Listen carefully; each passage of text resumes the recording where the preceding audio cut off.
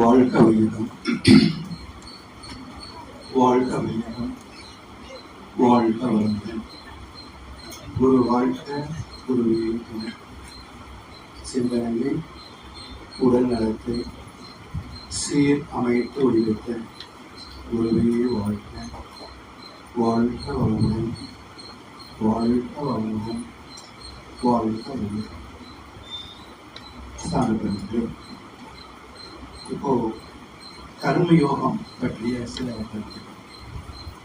ஏன்னா நம்முடைய எல்லா சிக்கல்களுக்கும் ஒரே தீர்வு என்று பார்க்கின்ற போது நம்முடைய வாழ்க்கை முறையே பேசக்கூடியது கர்மயோகம் தான். இது சில ஆயிரம் ஆண்டுகளுக்கு முன்பு பகவத்கீதையிலே அறிமுகப்படுத்தப்பட்டிருந்தாலும் கூட இந்த கர்மயோகம் என்பது ஒரு வாழ்க்கை நெறியாக, ஒரு நடைமுறை பயிற்சி திட்டமாக வடிவமைத்து தந்தவர்கள் மகேஸ்வரர்கள். இதை நம்ம கொஞ்சம் ஆழமாக சிந்தித்து பார்க்கணும். தினசரி வாழ்க்கையில எத்தனையோ அனுபவங்கள், சில எதிர்பாராத சம்பவங்கள், அது எப்படி நாம் அணுகுவது, எப்படி அதை தீர்ப்பது அப்படின்ற ஒரு போராட்டம். அதிலிருந்து வெளிவருவது அவ்வளவு எளிதன் அல்ல. நம்முடைய அறிவுக்கு எட்டாததை மற்றவருடைய அனுபவத்தை வைத்து நம்ம என்ன பண்ணலாம் இருக்கிறது கேட்கணும். அவர்கள் அவருடைய சிந்தனைக்கும் அனுபவத்திற்கும் ஏற்றபடி சில அறிவுரைகள் சொல்லுவாங்க. அவற்றை எல்லாம் பயன் கொண்டு நம்முடைய அனுபவத்தையும் சேர்த்து ஆராய்ந்து இல்ல எது நமக்கு சரியா வரும். ஏன்னா ஒருத்தருடைய பிரச்சனைக்கு அப்படியே எக்ஸாக்டா இன்னொருத்தரால் தீர்வு சொல்லவே முடியாது. நம்முடைய பிரச்சனை நமக்கு தான், அவங்க பிரச்சனை அவங்களுக்கு. சோ பொதுவான கருத்தை சொல்லலாமே தவிர இதுதான் தீர்வு என்று நம்முடைய பிரச்சனைக்கு இன்னொரு சொல்ல முடியாது. அப்ப அந்த பொதுப்படையான விஷயங்கள் எல்லாம் கேட்டுக்கிட்டு நம்முடைய அனுபவத்தை, நம்முடைய அறிவு நிலை, நம்முடைய சூழ்நிலைக்கு எது தேர்வு செய்தால் பொருத்தமா இருக்கும் அப்படின்னு அந்த தேர்வு செய்யக்கூடிய அறிவு திறத்துக்கு தவம் போயிடும். தவம் என்ன செய்யுதுங்க? நுண்மை நிலை கொண்டு போகும். அப்ப தவம் செய்கின்ற போது மனம் நுண்மை அடைகிற போது எந்த சிக்கலுக்கு என்ன தீர்வு அப்படின்றது நாமே தேர்வாக தெரிந்திருக்க முடியும். அந்த அறிவு நுட்பத்தை கொடுக்கக்கூடியது தவத்துடைய அந்த அலை வேகம் குறைகின்ற போது மனம் அடைகின்ற பக்குவம். இதுதான் நீங்க கீதையில பாத்தீங்கன்னா ஃபர்ஸ்ட் சாப்டர் அர்ஜுன விஷாத யோகம் சொல்லி அவனுடைய குழப்பங்களை பத்தி பேசும். அவனுக்கு என்ன குழப்பம், யுத்தம் செய்வதா வேண்டாமான்றதான் அவனுக்கு பிரச்சனை. அடுத்து இந்த கேள்விக்கு பதில் என்ன சொல்றாங்க பாருங்க. செகண்ட் சாப்டர்ல சாக்கி யோகம் பண்றாங்க. சாக்கி யோகம் என்பது உயிரை பற்றி, ஆத்மாவை பற்றி பேசக்கூடிய ஒரு சப்ஜெக்ட். அது சாக்கி யோகம். இவன் கேட்டது யுத்தம் செய்வதா வேண்டாமான்னு. அவரு சொல்றாரு ஆத்மா பரமாத்மா ஆரம்பிக்கிறாரு. இவனுக்கு இருபது சொல்ற என்னன்னோ சொல்லிட்டு இருக்க, ஒன்னும் புரியல. எனக்கு யுத்தம் செய்வதா வேண்டாம பதில் சொல்லுங்க. இல்லைங்களா? அதே மாதிரிதான் நமக்கும் மதத்துக்கு வராங்க புதுசா வந்தவொடனே வாங்க கருமாயம் இருக்கு, ஆத்மா இருக்கு, பதிவு இருக்குன்னு ஆரம்பிச்சுங்கள, நாளைக்கு வர மாட்டாரு அவரு. அவருக்கு சிக்கலைனோ அதைத்தான் நம்ம பேசணும். சோ அது மாதிரி வரவுடைய பிரச்சனை என்னன்னு தெரிஞ்சுக்கிட்டாதான் அதுக்கான ப்ராடக்ட் நம்மகிட்ட எங்க இருக்கு அதை நம்ம எடுத்து வைக்க முடியும். ஸோ நம்ம எல்லாமே சிஸ்டமேட்டிக் இதுதான் அப்படின்னு கொடுத்தோம்னாக்க அவங்களுக்கு அங்கே தேவை இருக்காது. அதே போல நம்ம நம்முடைய பிரச்சனை அதுக்கு என்ன தீர்வு, அதுதான் நம்ம தேடுவோம். ஆனா ஏன் அதை ஆரம்பிக்கிறாங்கன்னு சொன்னாக்க இதுதான் அடிப்படை. இதை புரிஞ்சுக்கிறேன்னு சொன்னாக்க எந்த பிரச்சனைக்கும் காரண காரியம் தெரிஞ்சுக்க முடியாது, தீர்வு எடுக்க முடியாது. அதனாலதான் சாங்கி யோகம் என்று இறை தத்துவத்தை, ஆத்மாவை பற்றி தத்துவத்தை பேசுறாங்க. அதுக்கு அடுத்த சாப்டர் என்ன, மூணாவது கர்ம யோகம் ஆச்சு. அப்ப கர்ம யோகத்தின் சாரம் என்ன? கடமையை செய், அவனை எதிர்பார்க்காதே என்பதுதானே சாரமா இருக்கு. இப்போ 30 நாள் வேலை செஞ்சோம், 3 பேர் போய் நிற்கிறோம். முதல்ல கடமையை செய், அவனை எதிர்பார்க்காதே அப்படி சொன்னா வந்துடுவோமா? அப்போ நம்ம குழந்தையை பெற்ற அடுத்து பள்ளி கொண்டு கொடுக்கிறோம் கடைசி வரைக்கும் பாருங்களேன், உன்னை எதிர்பார்த்து தான் நாம் செய்யறோம் இல்லைங்களா? எதிர்பார்ப்பு இல்லாம நம்ம எதாவது செய்ய முடியுதா பாருங்க. இதுக்காக இந்த காரியம் செய்யறோம், நோக்கம் முன்னாடி இருக்கும், இதுக்காகத்தான் இதை செய்யறோம் அப்படின்றது. அப்போ ஒரு பலனை எதிர்பார்க்காமல் செய்யணும்னா அவசியம் என்ன இல்லைங்களா? அப்படி யாரும் செய்ய முடியுமா? சாதாரண மனிதனுக்கு சாத்தியமே கிடையாது. ஞானிகள் லெவல் வேற விட்டுருங்க, இது சாதாரண மனிதன் நம்ம பேசுறோம். அப்ப சாதாரண மனிதனுக்கு ஒரு எதிர்பார்க்காமல் ஒரு காரியத்தை செய்ய என்றால் சாத்தியமாகுமா? அப்ப கீதை என்ன சொல்ல வருது? நீ கடமை நிச்சய பலன் எதிர்பார்க்காது அப்படின்னு என்ன சொல்ல வருது? இப்போ இதை நீங்க இப்படி யோசிச்சு பாருங்க. இப்ப அர்ஜுனன் நம்மளை விட ஒரு 3 லெவல்ல குவாலிஃபைடு வச்சுங்களேன். ஒண்ணு, அந்த கிருஷ்ண பரமாத்மா அவதாரத்துல கூட இருந்ததாக கதை சொல்லுது. அதுல அவனுடைய பரம பக்தன் ஒரு குவாலிஃபிகேஷன், க்ளோஸ் ஃப்ரெண்டு 2வது குவாலிஃபிகேஷன், சொந்த மைத்துனன் 3வது குவாலிஃபிகேஷன். இந்த 3ம் உள்ள அர்ஜுனனுக்கு பரமாத்மன் சொல்றாரு, நீ கடமையை செய், பலனை எதிர்பார்க்காது என்றார். அவனுக்கு அந்த ஸ்கேல், நமக்கு என்ன ஸ்கேல் இல்லைங்களா? அப்ப ஏன் சொல்றாரு அப்படின்னா, இப்போ அர்ஜுனன் ஒரு கீரை விதை எடுத்து போட்டுட்டு, கிருஷ்ணா நம்முடைய மைத்திரன், பரம பக்தன், க்ளோஸ் ஃப்ரெண்டு, இந்த கீரை விதை தென்னை மரமா வளர்ந்து கோடை கோடையா காய்க்கணும்னு கேட்டா கதி என்ன? போட்டது கீரை விதை, கேட்கறது கொலை கொலையா தேங்காய் கேட்கிறான். கிருஷ்ணன் கொடுப்பாரா மாட்டாரா? கொடுக்க முடியுமா? முடியாது. முடியாது. எப்படி முடியும்? இறைவனா முடியாதுங்களா அப்படின்னு நம்ம கேள்வி கேட்போம். ஏன்னா பக்தி மார்க்கத்தில் எல்லாத்தையும் சொல்லிச்சுக்கிறாங்க. என்னென்ன நம்ம கற்பனை பண்ண முடியாதோ அது எல்லாமே கிடைத்ததாக புராண கதை பேசுகின்றன. அதன்படி நம்ம சாத்தியம் வர முடியாது. என்ன அவன் நினைச்சா மலையை கடுகாக்கலாம், கடுக மலையாக்கலாம், வர முடியாதுங்களா? ஆனா பகவான் சொல்லலையே. என்ன சொல்றாரு? இது மாதிரி பண்ண என்னால கொடுக்க முடியாது. அவ்வளவு ஏன் இப்ப நான் கேட்கிறோம் இல்ல, நான் என்ன பெரிய அம்பானி மாதிரி ஆகணும்னா கேட்டேன். ஏதோ கடன் தோலை தீர்ந்து கொஞ்சம் குடும்பம் லகவா நடத்தலாம், அது கொஞ்சம் வருமானம் வந்தா பரவாயில்ல கேட்கிறேன். இது கூட ஆனா கொடுக்க கூடாதா? கேட்க மாட்டேன். நான் தானே கேட்க. அதான் சண்டை போடுற கோயில போய் தினமும் ஆச்சரிய மாட்டேன், ஆராதனை பண்றேன், இது கூட செய்ய மாட்டியா? அப்படி கேட்க மாட்டியா? அதுக்கு என்ன பதில்? நீ அரைக்கரை விதை போட்டு விட்டு தண்டுக்கரை கேட்டாலும் கிடைக்காது. போட்டு 2 கீரை தான். தென்னமரமா கேட்டேன், எங்கிட்ட இருக்குது அரைக்கீரை, எனக்கு முளைக்கரை வேணும், அரைக்கரை மண்ணு தண்டுக்கரை வேணும் கேட்கிறேன். இது கொடுக்க மாட்டியா? முடியாது. எதை போட்டையோ அதைத்தான் கொடுக்கணும். எதை போட்டீங்களோ அதைத்தான் கொடுக்க முடியும். அப்போ எது விதைக்கப்பட்டதோ அதுதான் மலருமே தவிர வேறொன்று வராது. இதுதான் கடமையை பலனை எதிர்பார்க்காது. அப்போ நம்முடைய கடமை என்ன? எதை செய்வது, எப்படி செய்வது? இது நம்முடைய அறிவுத்திறத்துக்கும் ஆற்றலுக்கும் சந்தர்ப்ப சூழ்நிலைக்கும் வசதிக்கும் ஏற்ப இது எவ்வளவு சிறப்பாக திறமையை செய்ய முடியுமோ அதை செய்வதுதானே தவிர இதற்கு என்ன விளைவுதான் வர வேண்டும் என்று எதிர்பார்த்தால் அது வராது. இப்போ நம்ம எத்தனை பேர் படிக்கிறோம், இந்த ஃபீல்டுல நம்ம டெவலப் ஆகணும்னு சொல்லி அதுக்கான துறையில படிக்கிறோம்.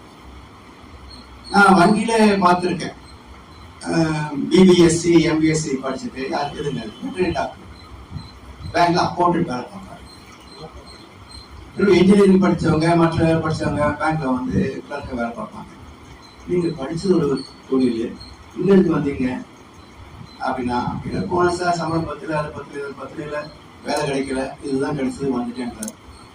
இப்போ நீங்க எதிர்பார்த்து படித்தது ஒரு துறை, ஆனா நீங்க என்னவாக குப்பை கொட்டணும்னு நினைச்சது கர்மா இல்லைங்களா? அவன் நினைச்சாரா இதுதான் நம்ம தொழில் நினைச்சாரா? அவன் நினைத்த தொழில் வேற, ஆனா இப்ப அமைஞ்ச தொழில் வேற. அப்ப எதன் அடிப்படை நிச்சயிக்கப்படுகிறது? அதுதான் கர்மயோகம். அப்ப எதை செய்ய வேண்டுமோ அதை சிறப்பாக செய்வதுதான் நம்முடைய கடமையை தவிர இதுக்கு இதுதான் பலன் வேண்டும் என்று கேட்டால் அது இறைவனாலும் கொடுக்க முடியாது. இதுதான் கீதையுடைய முடிவே அதுதான். அப்ப அதுக்கு என்ன செய்வது அப்படின்னா மனசை பக்குவப்படுத்தணும், புலன்களை பக்குவப்படுத்தணும். அடுத்த சாப்டர் கர்ம சந்நியாச யோகம், ஞான கர்ம சந்நியாச யோகம். இதுல 2 அடங்கு இருக்கு.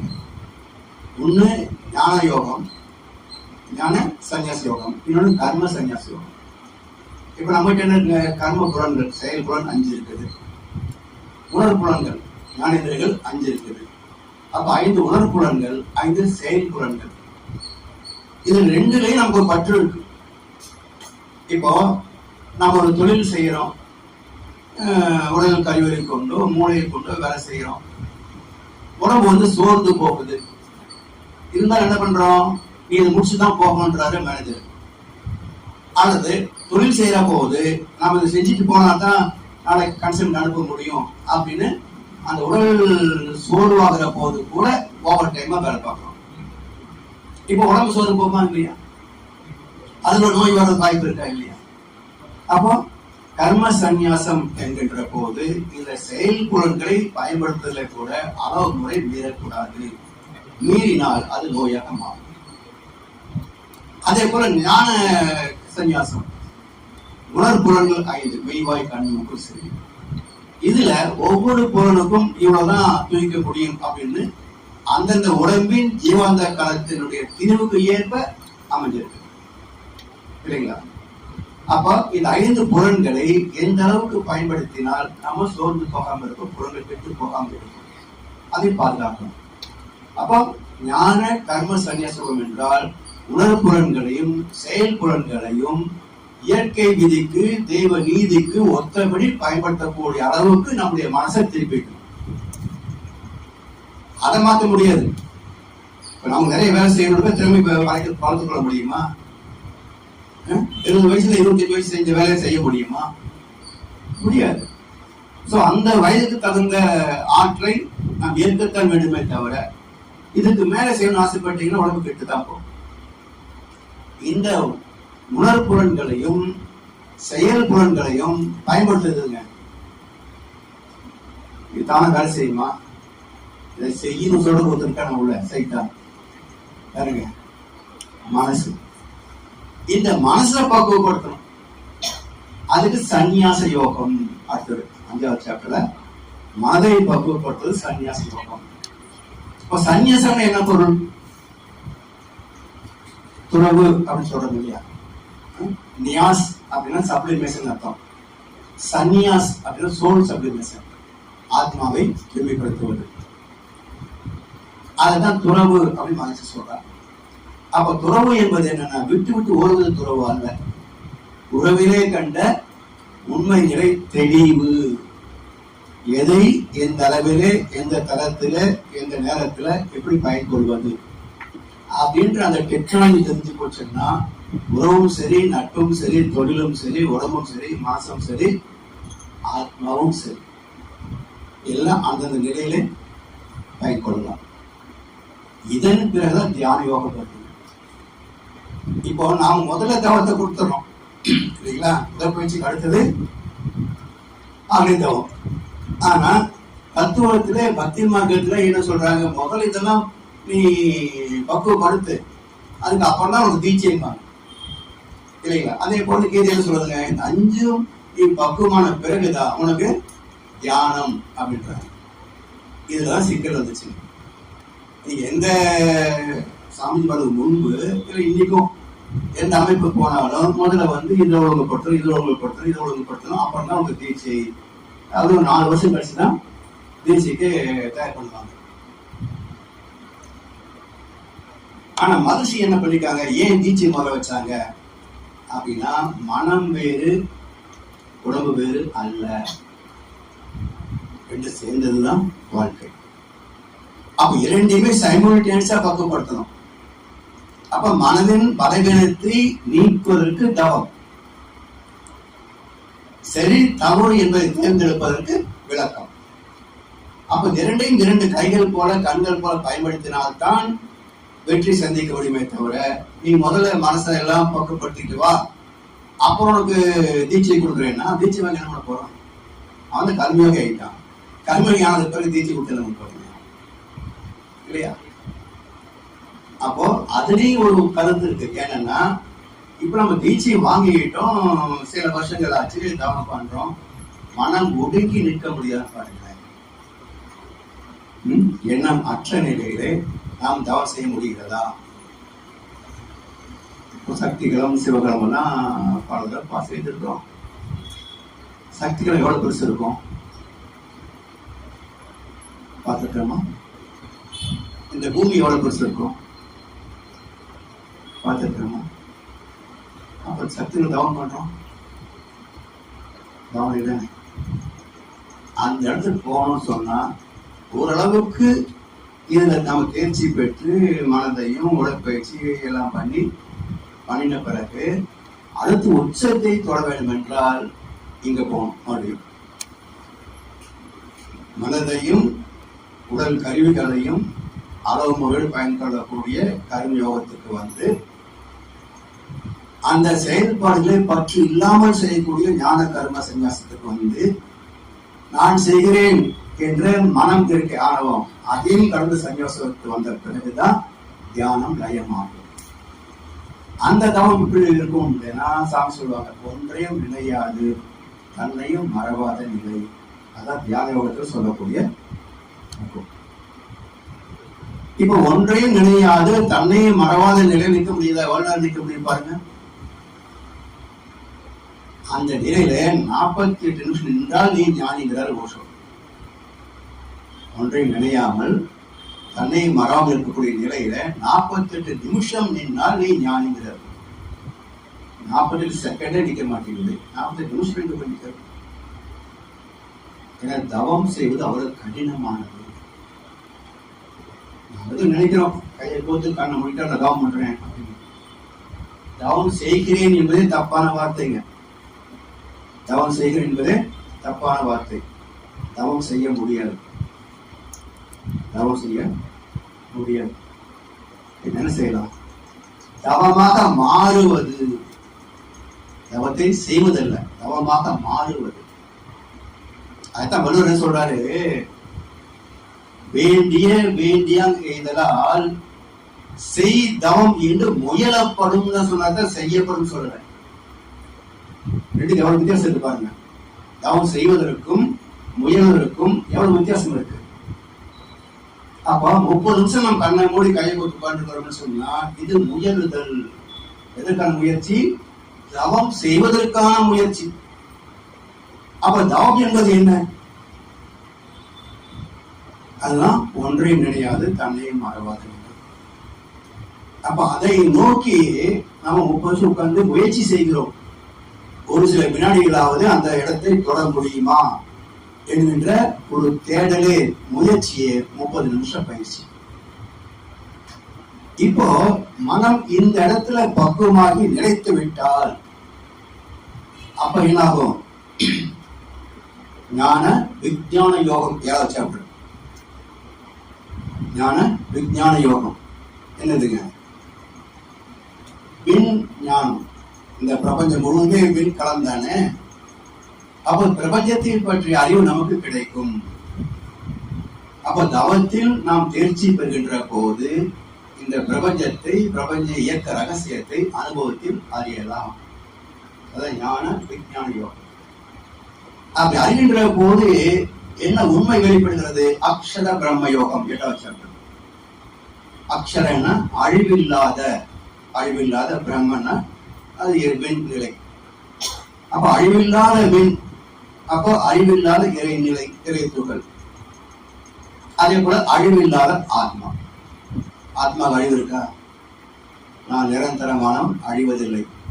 இந்த நிலையிலும் எனக்கு மரணம் இல்லை இல்லைங்களா? அது ஆத்மாவுடைய இயல்பு.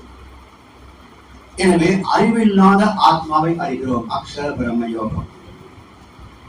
இதை அறிவதற்கு என்ன செய்யணும்? ஒண்ணு நேர்மார்க்கத்துல பக்தி இருக்கு. கோயிலுக்கு போறோம், பூஜை புனஸ்காரம் செய்யறோம், அர்ச்சனை ஆராதனை பண்றோம், இதெல்லாம் பக்தி மாற்றத்துல தெரியக்கூடிய மறைந்திருக்கக்கூடிய சில ரகசியார்த்தம் உண்டு. ஞான மார்க்கம் அது மனதை கொண்டு நம்மோடு பயணிக்கின்ற உள்முக பயணம். அப்ப ராஜ வித்யா, ராஜ குக்கிய யோகம், மறைந்திருக்கக்கூடிய உண்மைகளையும் நம்ம வெளிப்படுத்தணும். அப்ப எது நமக்கு தெரிகிறதோ அதையும் பயன் கொண்டு, எது மறைந்திருக்கிறதோ அந்த உண்மைகளை வெளிப்படுத்தி பயன் கொள்வது ராஜயோகம். குறிப்பா சொன்னாங்க ராஜ வித்யா, ராஜ குக்கிய யோகம். அப்ப அடுத்து என்ன வருது? இதுக்கு அப்புறம்னா பக்தி யோகம் வரும். பக்தி என்பது நம்ம ஏதோ கோவில் போவது மனதில் மட்டும் பக்தி நினைக்கிறோம். பக்தி என்பது அன்பு, பக்தி என்பது நம்பிக்கை. இந்த நம்பிக்கை எப்படி இருக்கிறோம்? பொதுவா எல்லாரும் நம்பிக்கை, தெய்வ நம்பிக்கை பேசுறாங்க. அப்புறம் எப்படி ஒரு சாமி விட்டுட்டு இன்னொரு சாமி போறது, ஒரு மதத்தை விட்டுட்டு இன்னொரு மதத்துக்கு போறது, நம்பிக்கையுள்ள எப்படி போவான் இல்லைங்களா? நம்பிக்கை என்பது என்ன? நம்பிக்கை நம்பிக்கை நம்பிக்கை தாங்க. இதுல ஆராய்ச்சி நம்பிக்கை நம்பிக்கை தானே அப்படின்ற போது மகாபாரதத்துல 5 விதமான நம்பிக்கை பேசுறாங்க. தன்னம்பிக்கை, துணை நம்பிக்கை, இணை நம்பிக்கை, கற்பு நம்பிக்கை, தெய்வ நம்பிக்கை என்று 5 வகையாக மகாபாரதம் பேசுறாங்க. இப்ப அடிப்படை நமக்கு புரியுற மாதிரி பார்த்தோம்னா, இப்போ ஒரு குழந்தைக்கு யார் தாய் தந்தை என்பது தெரியுமா? பிரசவமான குழந்தைக்கு யார் தாய் தந்தை என்பது தெரியுமா? ஓகே, சின்ன குழந்தைக்கு பிறந்திருக்கு. ஓகே, தாய் தந்தைக்கு இதுதான் நம்ம குழந்தை தெரியுமா? உங்க லேபர் வார்டு கொண்டு விட்டு உங்க குழந்தை எடுத்துக்கன்னு சொல்லி விட்டுட்டா நீங்க எடுத்துக்கீங்களா? டெலிவரான பிறகு அவங்களா கொண்டு ஒரு குழந்தை காட்டுறாங்க, உங்க குழந்தைன்னு டோக்கன் மாதிரி இருந்தா சினிமாவில் வந்த மாதிரி.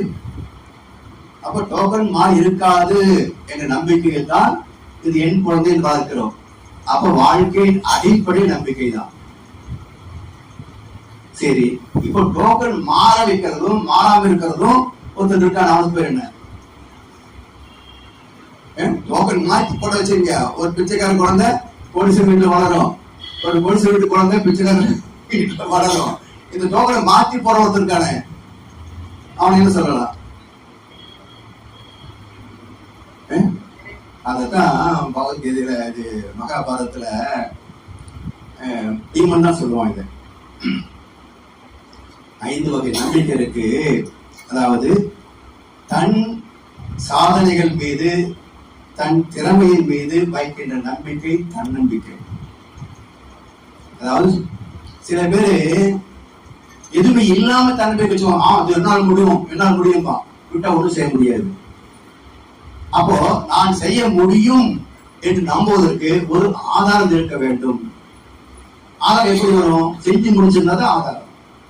அப்ப ப்ரூஃப், ஏற்கனவே இது மாதிரி செய்திருக்கிறேன், அதனால இது போன்றதை நான் செய்ய முடியும் என்பது செயல்களின் வெற்றியின் அடிப்படையில் ஏற்படுகின்ற தன்னம்பிக்கை.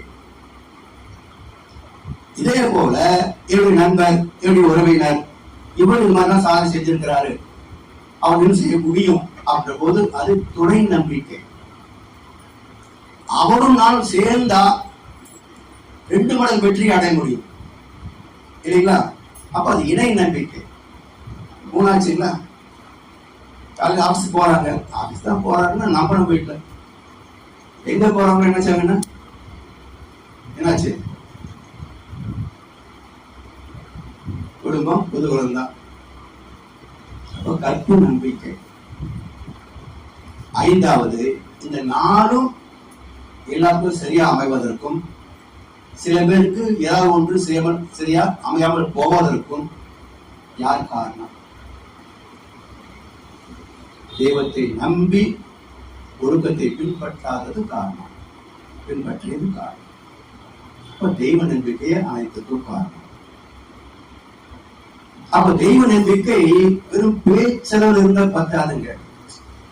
இன்றைக்கு இந்த சரணாகதி என்ற வார்த்தைய சர்வசாதாரணமா பயன்படுத்துறாங்க. ஏதாவது சிக்கல் பிரச்சனைனா உடனே நம்ம சர்வசாதாரணமா அட்வைஸ் பண்ணிடுவோம். அது ஏங்க நீங்க வருத்தப்படுறீங்க, எல்லாம் பகவான்கிட்ட விட்டுருக்கோ, அவன் பார்த்துருக்கோம். சரணாகதி விட்டுட்டாரா? விட்டுட்டாரா? விட்டுருந்தா எப்படி இருக்கும்? விட்டுருந்தா எப்படி இருக்கும்? விடலாம் எப்படி இருக்கும் அப்படின்னா, திரௌபதி இப்படி போறதுக்கும் இப்படி போறதுக்கும் ஒரு வித்தியாசம் சரிங்களா? இப்படி போடும்போது என்ன அர்த்தங்க? தன்னை காப்பாற்றிக்க முடியும் என்ற நம்பிக்கை. ஆனா கிருஷ்ணனை கூப்பிட்டா. இப்படி போராட போது என்ன ஒன்றும் இல்லை, டோட்டல் சரண்டர், சரணாகதி. இது இப்போ பக்தர்கள் இருக்கான்னு பாருங்க. இருக்கா?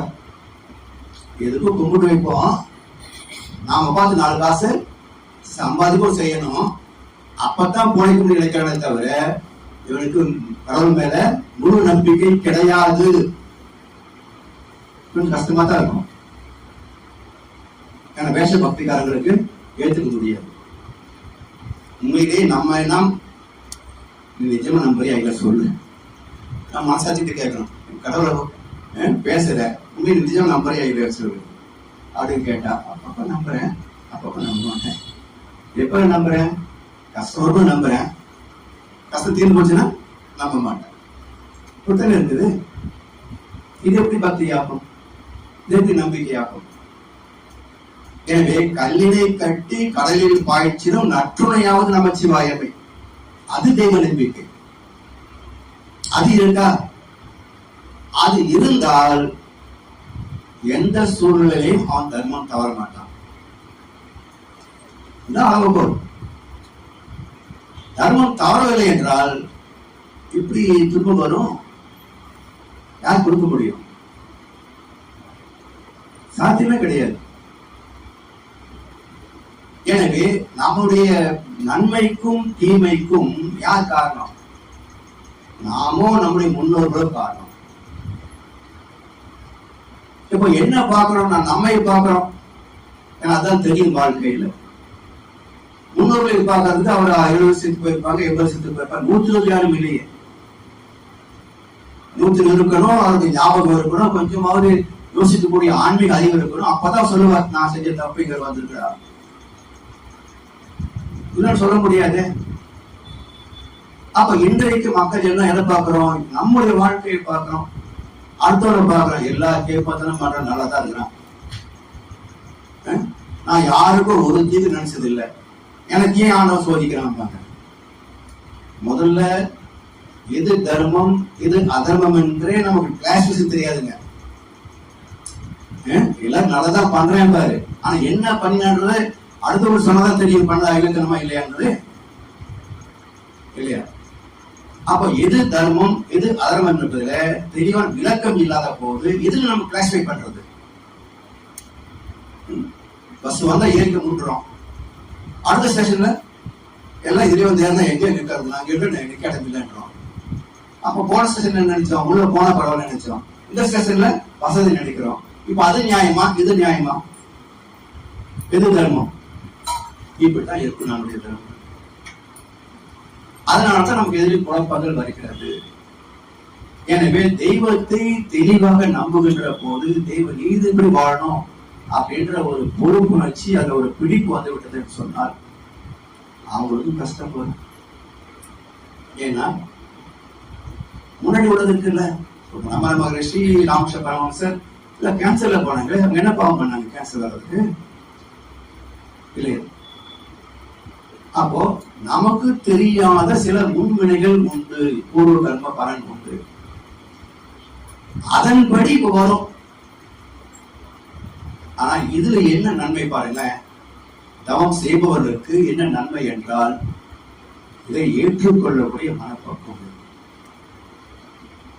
சரி, நம்ம செஞ்சது வந்திருக்குது, எங்க போகும்? எங்கேயும் போகாது.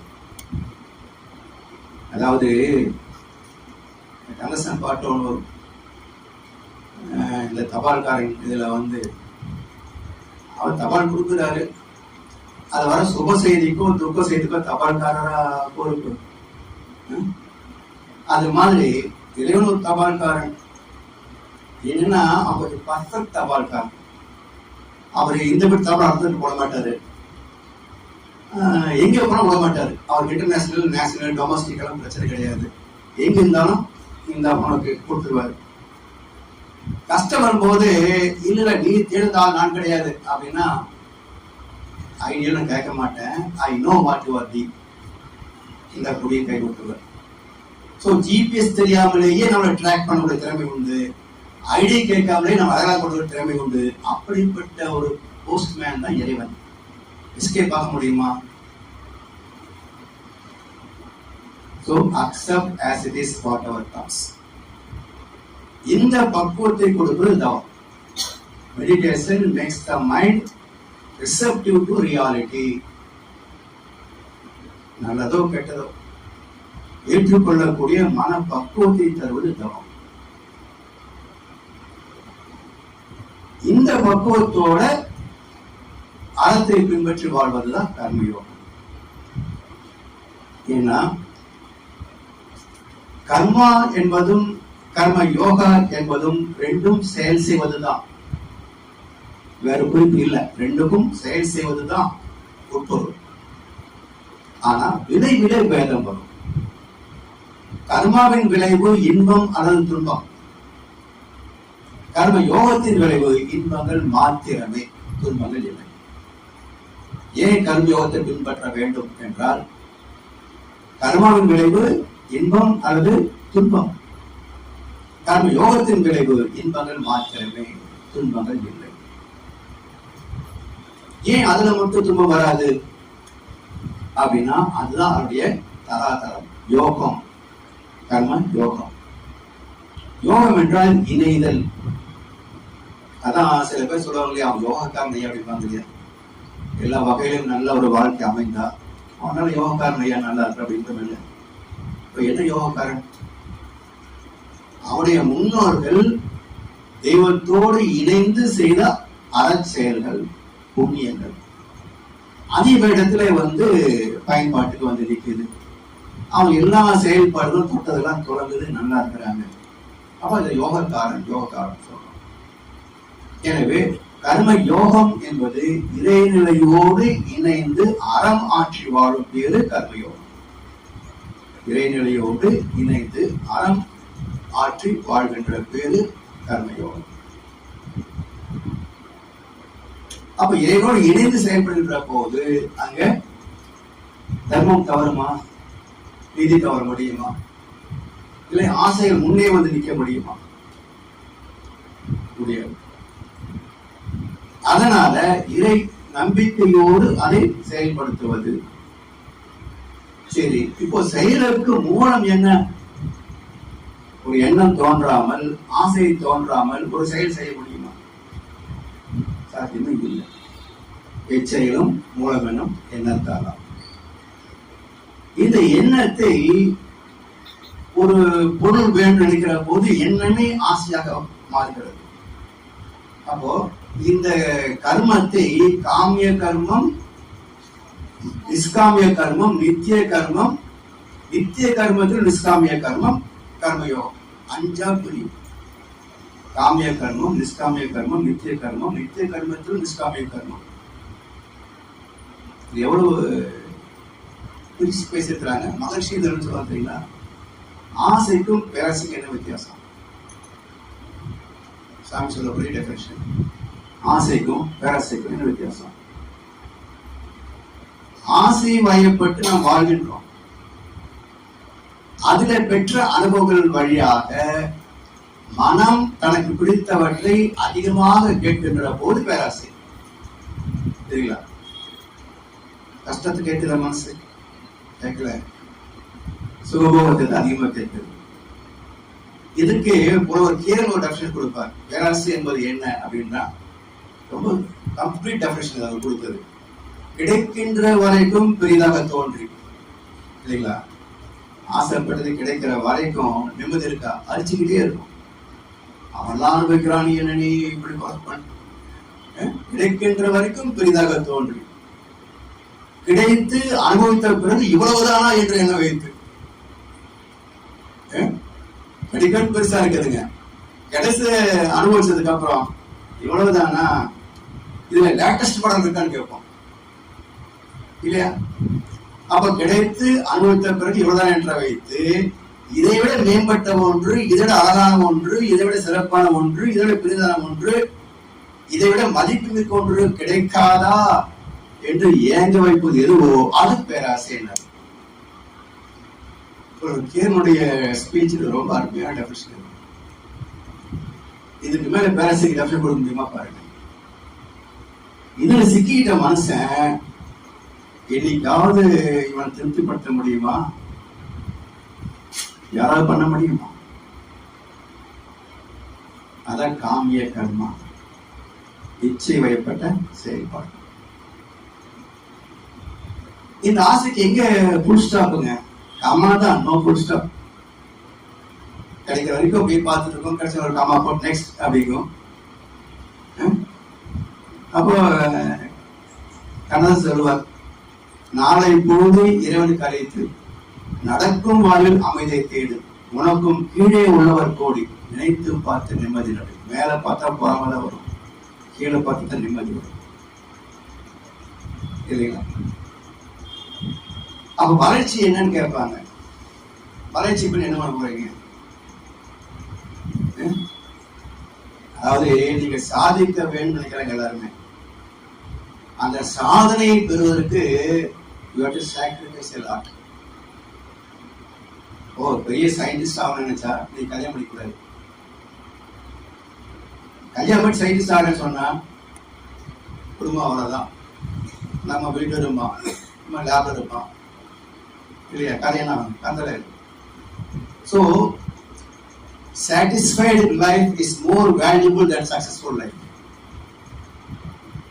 Satisfied life is more valuable than successful life. சாதிக்கணும்னா Abdul Kalam மாதிரி இயல்பாக பேச்சுலர் இருப்பாங்க. ஓகே, அவன் சாதிக்கட்டும்.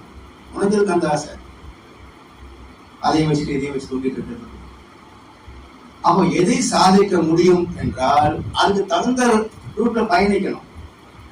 அதுல போயிட்டு இது ஐயா அவன்லாம் அப்படி இருக்கா, நம்மள முடியலையே அப்படின்னா ரெண்டு பக்கமும் அது திருப்தி இருக்காது. ஒன்றை this way that way select, ஒன்றை தேர்ந்தெடு, அது சேர்ந்து விடு, இந்த உலகத்து சோதனையில் வாழ்ந்து விடு, அதான் நிம்மதி. அதான் சில பேருக்கு அந்த அமைப்பு இருக்கும். ஏன்னா சாதனை இல்லாமல் உலகத்தில் வளர்ச்சி கிடையாதுங்க. யாரோ ஒரு விஞ்ஞானி அணு கண்டுபிடிச்சதுனால தான் இன்னைக்கு இத்தனை பேர் வியாபாரம் பண்ண முடியுது இல்லையா? அணு கண்டுபிடிக்கலைன்னா இன்னைக்கு அணுகுண்டு தயாரிப்பை வச்சுக்கிட்டு திரும்ப மிரட்டி சம்பாதிக்க முடியுமா? அவர் பண்ணது இன்னைக்கு இவ்வளவு சம்பாதிச்சுட்டு இருக்கிறானுங்க. அதே போல யாரோ தத்துவம் தான் இன்னைக்கு நம்மளை காப்பாற்றிட்டு இருக்குது. எல்லாமே இருக்கும் பூமியில. எது நமக்கு வேணும் நாம தான் சாய்ஸ் எடுத்துக்கணும். இங்க வந்துட்டு ஐயா அவங்களாம் நல்லா இருக்கிறாங்க, நமக்கு தான் வீடு வாங்க முடியலன்னாக்க அதனால்தான் இங்க சாமியுடைய தத்துவம் பாருங்க. கர்மயோகத்துடைய சாரத்தை யார் எவ்வளவு பேசியிருந்தாலும் கூட மனசு சொல்லக்கூடிய கடமை பாருங்க. இந்த பூமியிலே பிறந்த நமக்கு 5 வகை கடமைகள் உண்டு. தான், குடும்பம், சுற்றம், ஊர், உலகு. தென்புறத்தால் தெய்வம், விருந்து, ஒக்கல், தான் என்றாங்கு ஐம்புறத்தால் ஒன்பது தலை என்று 5 வகை கடமைகளை முதலில் சொன்ன மகான் வலுப்பிறந்தது. மகிழ்ச்சி அதை தெளிவா வரிசைப்படுத்தி நமக்கு சொல்றாங்க. முதல்ல தான், எனக்கு உடம்பு இல்லைன்னா சொந்த பந்தம் என்ன, வாழ்க்கை என்ன? ஒண்ணுமே கிடையாது. உடம்பு இருந்தா தான் வாழ்க்கையே. அப்ப உடலையும் மனதையும் ஆத்மாவையும் எப்படி நாம பர்ஃபெக்ட் பண்ணிக்கிறது, அதான் வாழ்க்கை. சர்வைவல், என்ஜாய்மெண்ட் அண்ட் பர்ஃபெக்ஷன், இதுதான் வாழ்க்கை. அப்ப அந்த வகையிலே தனக்கு வேண்டிய கடமைகளை நிறைவாக செய்து கொள்வது முதல். சரி, என்ன நல்லா கவனிச்சுக்கிறேன்னு சொல்லி குடும்பத்தை விட்டுட்டா அதையும் கவனிச்சா. அதே போல உறவு, நட்பு, சமுதாயம், உலகம். சரி, இந்த 5 வகை கடமைகளை வள்ளுவர் சொல்லியிருந்தாலும் பொதுவா மற்றவங்க சிந்தனையாளர் பேசினாலும் மகிழ்ச்சியுடைய கருத்து யதார்த்தமானது. என்ன யதார்த்தத்துக்கு வைக்கிறாருங்க? நீ என்ன கவனிக்கிற சொல்லி குடும்பத்தை விட்டுறாத, நான் குடும்பத்தை நல்லா கவனிச்சுக்கிற சொல்லி நீ ஓட கழிச்சு போகாத, இல்ல சொந்த மக்கள் ரொம்ப காப்பாத்துற சொல்லி குடும்பத்தை விட்டுறாத, இல்ல நான் உலகத்தை காப்பாற்ற போறான்னு சொல்லி குடும்பத்தை விட்டு ஓடிடாத. 5 வகை கடமைகளையும் ஒன்றினால் ஒன்று கெடாமல் பார். அங்கதான் சர்ப்ளஸ். ஒன்றினால் ஒன்று கெடாமல் பார். அப்ப எல்லாவற்றையுமே நிறைவாக பார். எதை எங்கே வச்சு எப்படி கவனிக்கணுமோ அந்த ஒரு மெச்சூரிட்டி, அந்த டெக்னாலஜி சாமி நமக்கு கொடுத்துருக்காங்க. அப்படி வருகின்ற போது இந்த வாழ்க்கையில நமக்கு எது தேவை என்ன தேவைன்னு தெரிஞ்சு போச்சுன்னா தேவையில்லாத ஆசைகள் இருக்காது. அது நிஷ்காமியமாக மாறும். ஆசை வயப்பட்ட மனசு இப்ப ஆசைகளை சீர் அமைக்கின்ற மனசாக மாறும். சரி, இது எப்படி ஆசை வயப்படுது அப்படின்னா நிச்சய கர்மா அப்படின்னு சொல்றாங்க பாருங்க. எதுனா நிச்சய கர்மா அப்படின்னா இந்த உடம்பு வாழ்வதற்கு சர்வைவல் என்ஜாய்மெண்ட் பர்பஸ் சொல்றோம் இல்லையா, இந்த மூன்றுக்கும் எவையெல்லாம் தேவையோ அந்த காரியங்களை செய்வது நித்திய கர்மா. தூங்காம இருக்க முடியுமா? சாப்பிடாம இருக்க முடியுமா? இல்ல மருத்துவம் இல்லாம இருக்க முடியுமா? கல்வி இல்லாம இருக்க முடியுமா? இது எல்லாமே நித்திய கர்மா. எது இல்லை என்றால் உயிர் வாழ முடியாதோ அவை எல்லாமே நித்திய கர்மா. இந்த நித்திய கர்மாவை பின்பற்றுகின்ற போது அனுபவங்களில் மனம் ஊடுருவி பேரசக மாறும், காமிய கர்மமாக மாறும். அதனால நித்திய கர்மத்திலும் நிஷ்காமிய கர்மம் இருக்குது. மிக நுட்பமான விஷயங்கள் அந்த கர்ம. நித்திய கர்மத்திலையும் நிஷ்காமிய கர்மம். சாமி சொல்றாங்க அளவு முறைன்றாங்க. சாப்பிடாம உயிரோடு இருக்க முடியாது, சாப்பிட்டுட்டே இருக்க முடியுமா? அதுவும் அவஸ்தை. அப்போ எவ்வளவு செரிக்க முடியுமோ, எவ்வளவு சக்தி நம்ம ஒரு நாளைக்கு தேவைப்படுதோ அதுக்கு தகுந்த மாதிரி சாப்பிட்டாக்கணும். அப்போ அளவு முறை. உழைப்பு இல்லாம பொருள் சேருமா? உழைப்பு இருந்தா தான் பொருள் வரும். அப்ப அதுல எவ்வளவு உழைப்பது, எவ்வளவு தவிர்ப்பது. இப்போ அந்த உழைப்பை பார்க்கிற போது நம்ம என்ன சொல்றோம்? நோயற்ற வாழ்வு குறைவற்ற செலவு சொல்றாங்க இல்லையா? என்ன சொல்றாங்க? Health is better then wealth is better then wealth இல்லையா? ஏன் ஹெல்த்தையும் வெல்த்தையும் ஒன்னா வச்சிருக்கிறாங்க அப்படின்னா health is converted into wealth. Health is converted into wealth. எப்படி உடம்பு சக்தியா இருக்குது, தெம்பா இருக்குது, மூளை திறமையா இருக்குது, இதெல்லாம் உழைத்து பணமாக மாற்றுகிறோம். அப்போ health is converted into wealth. இப்போ how much health should be converted into wealth? எத்தனை உயிர் சக்தியை எவ்வளவு பணமா மாத்திக்கலாம்? இந்த கணக்கு தெரிஞ்சு போச்சுன்னா then you can enjoy both health and wealth. இந்த கணக்கு தெரியலன்னா then you have to spend all the wealth to regain your health in intensive cash unit. ICU தானே, intensive cash unit. நம்ம சொத்துல அவங்க போயிடும். இதுதான் நோயற்ற வாழ்வை குறைவற்ற செல்வம், health is wealth. அப்போ இந்த உயிரையும் அறிவையும் உடல் உறுப்புகளையும் எவ்வளவு பயன்படுத்திக் கொள்ள முடியும் என்ற அளவு தெரிந்து விட்டால் அவனுக்கு வியாதி கிடையாது, பிரச்சனை கிடையாது, பணப்பற்றாக்குறை கிடையாது. அறிமுகம் என்ன பண்ண போறோம்? நமக்கு இன்னும் அந்த பணக்கணக்கு பாருங்க. இந்த எக்கனாமிக்ஸ் நம்ம புரியும், ரொம்ப கஷ்டம். சிம்பிளா சொல்றேன் பாருங்க. 28 என்னுடைய முதல் சம்பளம் 560 ரூபாய். 560 ரூபாய். இந்த கல்யாணம் பண்ணி 2 குழந்தைகளை பெற்று வளர்த்து ஆளாக்கி ஒரு வீடு கட்டி முடிச்சாச்சுங்க. இப்போ இதே வேலைக்கு இப்போ 50,000 ரூபாய் ஓப்பனிங் சம்பளம் கொடுக்குறாங்க ஸ்டேட் பேங்க்ல. அவங்க என்ன பண்ண போறாங்க? அவரும் கல்யாணம் பண்ண போறாரு. அவரும் ஒரு குழந்தை நிறுத்திக்குவாரு, 2 பேருக்கு முடியாது. ஒரு நாள் வீடு கட்டுவாரு, ஒரு வண்டியோ காரை வச்சுப்பாரு, முடிஞ்சு போவார். இப்போ 560 ரூபாய் என்ன வாழ்க்கை வாழ்ந்தேனோ அதைத்தான் இப்போ 50,000 வாழ்கிறார்கள் என்றால் 500 = 50,000. 500 = 50,000. அப்ப பொருளாதாரம் என்பது பணம் அல்ல, பொருள் ஆதாரமே பொருளாதாரம். பொருள் என்பது இயற்கை வளங்கள் பிளஸ் பொருள். இந்த பொருளாதாரத்தை புரிந்து கொண்டு விட்டால் வாழ்க்கையில சிக்கல் கிடையாது. இந்த பொருளாதாரம் புரியவில்லை என்றால் எவ்வளவு பணம் இருந்தாலும், எத்தனை கோடி பணம் இருந்தாலும் நிம்மதி வேணும் வீட்டில் இல்லையா? இப்ப எல்லாரும் போலீஸ்ல நிம்மதியா பண்ணிருக்கீங்க. அவன் தூங்குற நேரம் அலையிறான், பிச்சுக்கான அலையிறான், காப்பாற்றிடுவேன். அதான் நிறை செல்வம். ஏன்னா யாரும் சும்மா இருக்க முடியாதுங்க. அதனால பிறந்த யாரும் சும்மா இருக்க முடியாது. அப்ப அவங்களும் சம்பாதிச்சுதானே போறாங்க. அப்ப நம்ம எக்ஸ்ட்ரா சம்பாதிச்சுட்டு இருக்குங்க. என் வாழ்க்கையை நான் வாழ்ந்தாச்சு, சம்பாதிச்சாச்சு, செலவு பண்ணியாச்சு, முடிஞ்சது. குழந்தைகள் வாழ்க்கை அவங்க தொழில் பார்க்கறாங்க, சம்பாதிக்கிறாங்க, அவங்க வாழ்க்கை அவங்க பார்த்துக்கிறாங்க.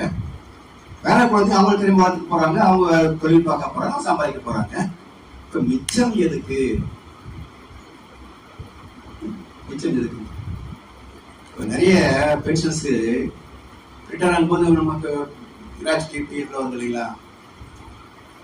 எங்க பென்ஷன் அசோசியேஷன் பாத்தீங்கன்னா நிறைய பேர் வந்து வட்டி குறைச்சிட்டா நமக்கு வந்து செலவுக்கே பத்தது இல்லை அப்படின்னாங்க.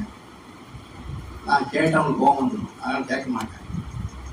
ஆனா என்ன நினைச்சுக்கிறேன் அப்படின்னா, சரி இப்ப வட்டி அதிகமா கொடுத்து நீங்க வட்டி வாங்கியே சாப்பிட்டு செத்து போயிட்டீங்க, அந்த டெபாசிட் யாருக்குங்க?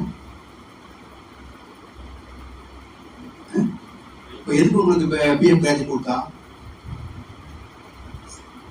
குழந்தைக்கு சொத்து விட்டுட்டு போறதுக்கா? உங்க செலவு தான் கொடுத்தா. அப்ப அதிகமா வட்டி பண்ணணும்னா ஒண்ணு பண்ணுங்க, டெபாசிட் பேங்கை நீ வச்சுக்கோ, எனக்கு இருக்க வரைக்கும் இந்த வட்டி கொடுத்துரு அப்படின்னு கொடுத்துருவீங்களா? ஏதோ ஒரு நியாயம் இருக்கணும் இல்லாமா? வட்டியும் வேணும், மிச்சம் கொடுத்து குழந்தைங்களுக்கு போகணும்னு சொன்னா எப்படி இது சாத்தியமாகும்? அவ்வளவு கொடுத்து உங்களுக்கு எத்தனை நாள் வேலை கொடுத்தா, இப்போ வேலை செய்யாம பென்ஷன் கொடுக்குறான். இதுக்கு மேலே நான் வந்து அதை அப்படியே கொடுப்பேன், இப்ப குழந்தை கொடுப்பேன், எனக்கு இன்னும் கொடுன்னு கேட்டா இது எப்படி நியாயமா? இப்படித்தான் என்ன காரணம்?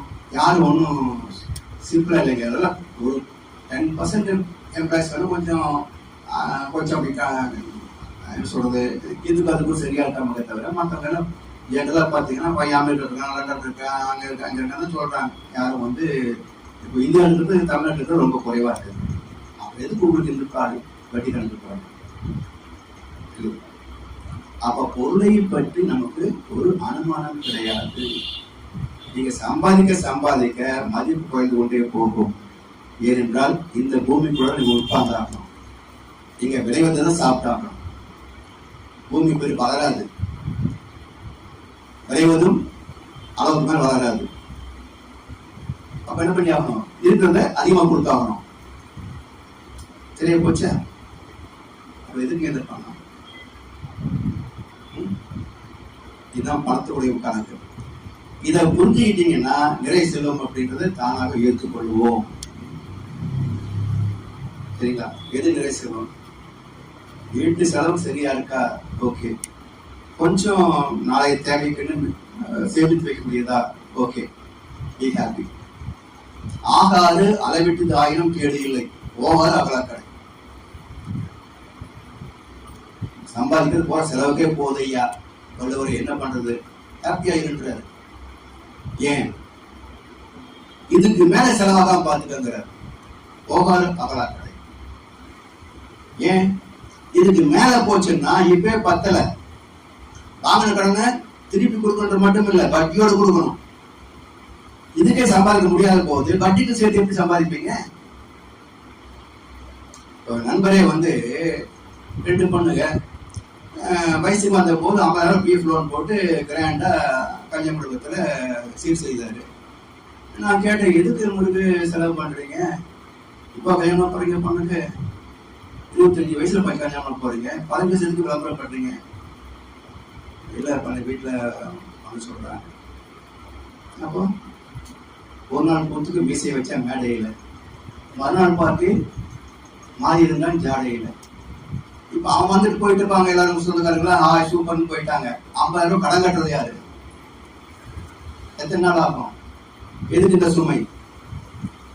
அப்போ இது தேவையில்லை என்று சொல்லக்கூடிய பின்பற்றக்கூடிய கட்ஸ் இருந்ததுன்னா கடன் இல்லை. இப்ப யாருக்காக செலவு பண்ணணும்? யாருக்காங்க? நம்முடைய வாழ்க்கை, நம்முடைய குடும்பம், நாம தான் பார்க்கணும், அடுத்த பார்க்க மாட்டோம். அப்ப இந்த தெளிவு இருந்தால் கடன் வாங்காம வாழ்ந்துருக்கலாம், பிரச்சனை கிடையாது இல்லையா? பற்றாக்குறை இல்லையா? அதுதாங்க நிறைய செல்வம்.